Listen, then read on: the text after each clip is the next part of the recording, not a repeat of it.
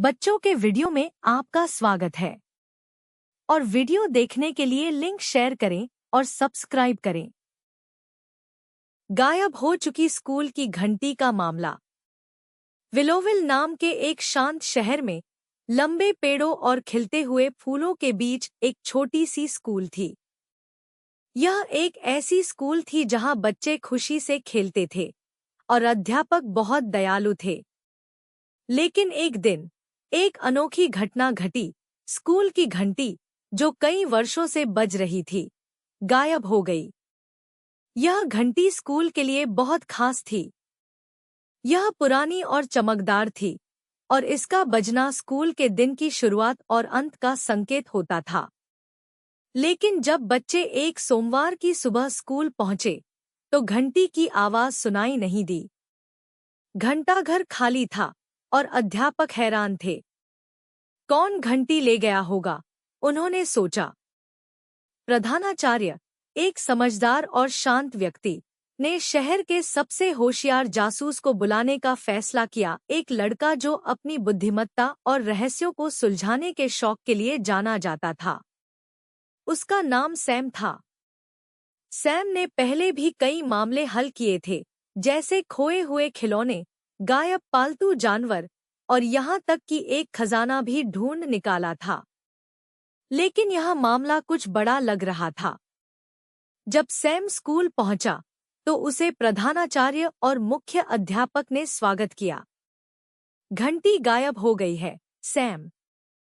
हमें नहीं पता यह कैसे हुआ, प्रधानाचार्य ने चिंतित स्वर में कहा।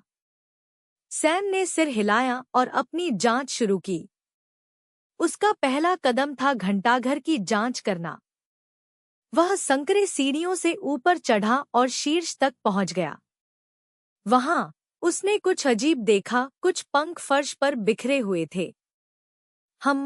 शायद पक्षी, सैम ने सोचा। उसने ध्यान से पंख उठाए और अपनी नोटबुक में लिख लिया। फिर सैम ने स्कूल के सफाई कर्मचारी मिस्टर ब्राउन से बात करने का फैसला किया, जो सप्ताहांत में स्कूल की सफाई कर रहे थे। मिस्टर ब्राउन, क्या आपने घंटाघर के पास कुछ असामान्य देखा? सैम ने पूछा। मिस्टर ब्राउन ने अपना सिर खुजाया। अब जब आप यह पूछ रहे हैं, तो हाँ, मैंने कुछ पक्षियों की फड़फड़ाहट सुनी, लेकिन मैंने इसे ज्यादा ध्यान नहीं दिया, उन्होंने उत्तर दिया। सैम ने धन्यवाद कहा और मैदान की ओर बढ़ा, जहां छात्र इकट्ठे थे। उसने उन दोस्तों के समूह से बात की जो शुक्रवार की दोपहर घंटाघर के पास खेल रहे थे।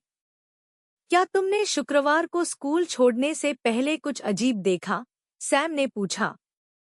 एक लड़की, जिसका नाम लूसी था, ने अपना हाथ उठाया। मैंने एक बड़ा साया स्कूल के ऊपर उड़ते देखा था। यह एक पक्षी जैसा दिख रहा था, लेकिन बहुत बड़ा, उसने उत्साहित होकर कहा।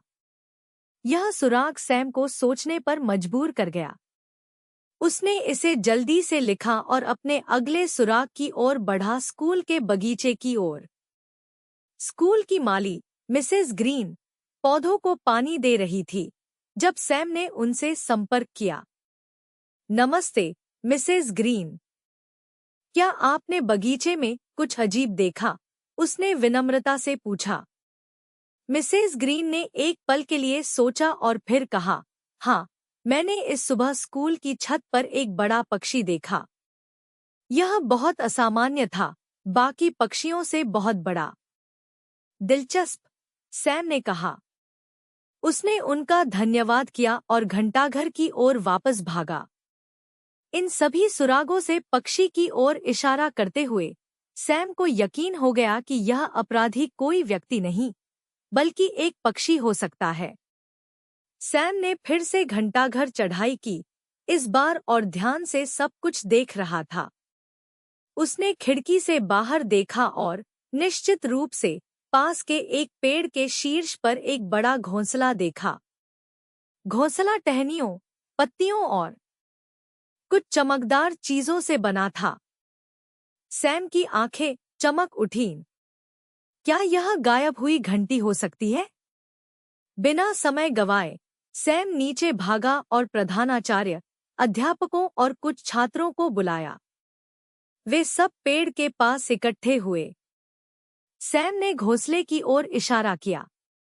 मुझे लगता है कि हमारी स्कूल की घंटी को एक विशाल पक्षी ने अपने घोंसले में सजावट के लिए ले लिया है, उसने समझाया। प्रधानाचार्य और अध्यापक हैरान रह गए। उन्होंने एक सीढ़ी मंगवाई और सावधानी से ऊपर चढ़कर घोंसले की जांच की। और वहां थी चमचमाती स्कूल की घंटी, टहनियों और पत्तियों के बीच रखी हुई। सब लोग आश्चर्यचकित रह गए। एक बड़े पक्षी, शायद एक ईगल, ने घंटी को अपने घोंसले को सजाने के लिए उठा लिया था। प्रधानाचार्य ने घंटी को ध्यान से बाहर निकाला और सैम को सौंप दिया। तुमने इस रहस्य को हल कर दिया, सैम। हमारी घंटी वापस आ गई है और यह सब तुम्हारी बुद्धिमानी का परिणाम है, उन्होंने गर्व से कहा।